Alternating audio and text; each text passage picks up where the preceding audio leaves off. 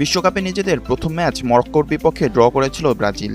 সেই ম্যাচে ব্রাজিলের পারফরম্যান্সও ছিল হতাশার। সেই ব্যর্থতা কাটিয়ে ওঠার চ্যালেঞ্জে নিজেদের দ্বিতীয় ম্যাচে হাইতির বিপক্ষে মাঠে নামবে ব্রাজিল। তবে এর আগেই ব্রাজিল ভক্তদের দুঃসংবাদ দিল ব্রাজিল ফুটবল কনফেডারেশন CBF।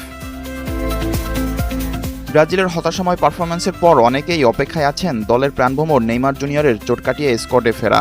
তবে হতাশার খবর হলো হাইতির বিপক্ষেও ব্রাজিলের একাদশে দেখা যাবে না নেইমারকে, এমনকি তিনি মাঠেও থাকবেন না।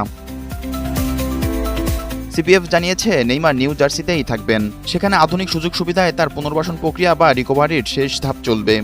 ব্রাজিল দলের কোচ কার্লো অ্যানচেলোত্তি এখন কোনো ঝুঁকি নিতে রাজি নন। তার মূল লক্ষ্য নকআউট পর্বের আগেই নেইমারকে পুরোপুরি ফিট করে তোলা। বসুন্ধরা টিস্যু, অশুদ্ধতার বিরুদ্ধে এক বিন্দুও ছাড় নয়।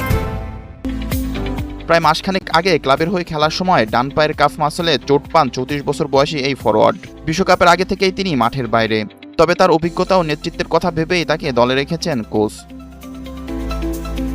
বুধবার নেইমারকে সতীর্থদের সঙ্গে অনুশীলনে দেখা গেলেও সেই উপস্থিতি ছিল খুবই সংক্ষিপ্ত।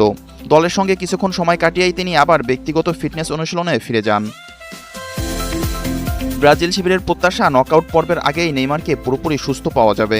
তাই হাইতি ম্যাচের পাশাপাশি গ্রুপ পর্বের শেষ ম্যাচে স্কটল্যান্ডের বিপক্ষেও তাকে বিশ্রাম দেওয়ার সম্ভাবনা রয়েছে। দীর্ঘ প্রায় 700 দিন চোটের কারণে জাতীয় দলের বাইরে কাটিয়েছেন নেইমার। 2023 সালের অক্টোবরে পাওয়া গুরুতর হাঁটুর চোট তাকে দীর্ঘ সময় মাঠের বাইরে রেখেছিল। Biplob Sheikh, NTV online. Bashundhara tissue, অশুদ্ধতার বিরুদ্ধে এক